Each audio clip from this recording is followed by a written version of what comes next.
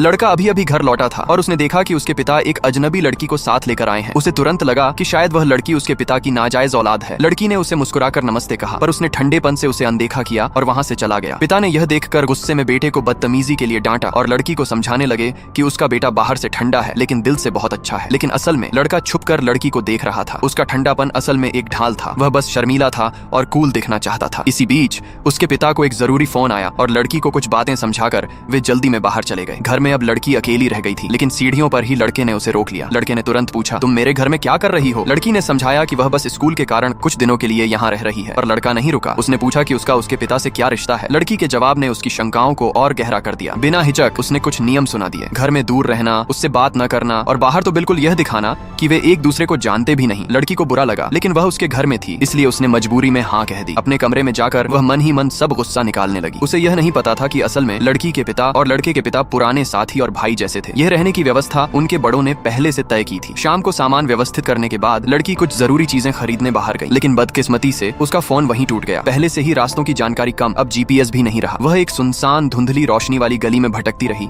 और उसे लगा जैसे कोई उसका पीछा कर रहा है। उसकी रूह कांप उठी, पर पीछे मुड़कर देखा तो कोई नहीं था। तभी किसी का हाथ उसके कंधे पर रखा गया। लड़की डरकर सहम गई और तुरंत लात मारने ही वाली थी, पर जैसे ही उसने चेहरा देखा वह जम गई। वह लड़का था